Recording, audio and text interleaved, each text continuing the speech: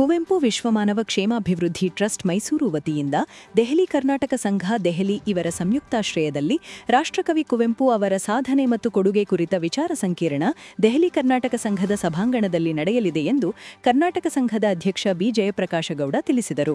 ಸುದ್ದಿಗೋಷ್ಠಿಯಲ್ಲಿ ಮಾತನಾಡಿದ ಅವರು ಡಿಸೆಂಬರ್ 17ರ ಬುಧವಾರ ಒಂದು ದಿನದ ವಿಚಾರ ಸಂಕಿರಣ ಏರ್ಪಡಿಸಿದ್ದು, ಅಂದು ಬೆಳಗ್ಗೆ 11 ಗಂಟೆಗೆ ಆದಿಚುಂಚನಗಿರಿ ಮಠದ ಪೀಠಾಧ್ಯಕ್ಷರಾದ ಶ್ರೀ ಡಾ.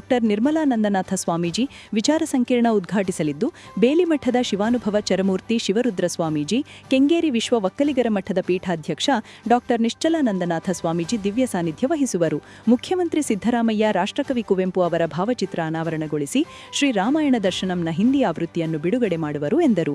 ಉದ್ದೇಶ ಏನು ಅಂತಂದರೆ, ಜನಮನದ ಇಚ್ಛೆ ಭಗವಂತನಿಗೆ ಸಲ್ಲುತ್ತದೆ. ಅಲ್ಲಿಂದ ಅದು ಆ ಇಚ್ಛೆ ಪೂರೈಸುವಂಥ ಕೆಲಸವನ್ನು ಆ ಮಹಾನ್ ಶಕ್ತಿ ಮಾಡುತ್ತೆ ಅನ್ನುವಂಥ ಒಂದು ಧ್ಯೇಯನ ವಾಕ್ಯ ಇದೆ ನಮ್ಮಲ್ಲಿ. ಹಾಗೆಯೇ ನಾವೆಲ್ಲರ ಇಚ್ಛೆ ಈಡೇರಿಸಬೇಕು ಕೇಂದ್ರ ಸರ್ಕಾರ ಅನ್ನುವ ಉದ್ದೇಶದಿಂದ ಇಂಥದ್ದೊಂದು ಮಹತ್ತರವಾಗಿರ್ತಕ್ಕಂಥ ಕಾರ್ಯಕ್ಕೆ ರಾಮು ಅವರ ನೇತೃತ್ವದಲ್ಲಿ ಹೊರಟಿದ್ದೇವೆ. ಆ ಒಂದು ಕೂಗು ಎಲ್ಲರಿಂದ ಬರಲಿ. ಎಲ್ಲರೂ ದೆಹಲಿಗೆ ಬರಲಿಕ್ಕೆ ಸಾಧ್ಯ ಆಗೋದಿಲ್ಲ. ಅಲ್ಲಿಗೆ ಹೋಗ್ತಕ್ಕಂಥವರೆಲ್ಲರೂ ಕೂಡ ನಮ್ಮ ಪ್ರತಿನಿಧಿಗಳು ಒಂದು ಭಾವನೆಯನ್ನು ಇಟ್ಕೊಂಡು ಎಲ್ಲರೂ ಕೂಡ ಮನಸ್ಸಿನಲ್ಲಿ ಧ್ಯಾನಿಸಲಿ. ಕುವೆಂಪು ಅವರಿಗೆ ಭಾರತ ರತ್ನ ಸಿಗಬೇಕು ಅನ್ನುವಂಥದ್ದು, ವಿಶ್ವ ನೊಬೆಲ್ ಪ್ರಶಸ್ತಿಯೇ ಸಿಗಬೇಕು ಅನ್ನುವಂಥ ಸಂದರ್ಭದೊಳಗಡೆ ಭಾರತ ರತ್ನದಂಥ ಒಂದು ಶ್ರೇಷ್ಠ ಭಾರತದ ಅತ್ಯಂತ ಉನ್ನತ ಪ್ರಶಸ್ತಿ ಸಿಕ್ಕಬೇಕಾಗಿತ್ತು, ಸಿಕ್ಕಿಲ್ಲ ಅನ್ನುವಂಥದ್ದು ಕೂಡ ಒಂದು ಮನಸ್ಸಿನಲ್ಲಿ ನೋವಿದೆ. ಅದನ್ನು ಕೇಂದ್ರ ಸರ್ಕಾರ ಹೋಗಲಾಡಿಸಬೇಕು. ರಾಜ್ಯ ಸರ್ಕಾರ ಕೇಂದ್ರ ಸರ್ಕಾರದ ಮೇಲೆ ಒತ್ತಡವನ್ನು ತರಬೇಕು. ಆ ಒತ್ತಡವನ್ನು ತರಲಿಕ್ಕೆ ಜನಸಾಮಾನ್ಯರೆಲ್ಲ ಒಟ್ಟುಗೂಡಬೇಕು. ಕುವೆಂಪು ಮಂಡ್ಯಕ್ಕೆ ಭಾಳ ಹತ್ತಿರದವರು, ಮಂಡ್ಯವನ್ನು ಅಪಾರವಾಗಿ ಪ್ರೀತಿಸಿದಂಥವರು, ಮಂಡ್ಯದ ಬಗ್ಗೆ ಪ್ರೀತಿ ಇಟ್ಟುಕೊಂಡಿದ್ದಂಥವರು, ಮಂಡ್ಯದವರು ಕೂಡ ಕುವೆಂಪು ಅವರ ಆಶಯದಂತೆ ತಮ್ಮ ಬದುಕನ್ನು ಕಟ್ಟಿಕೊಂಡಂಥವರು.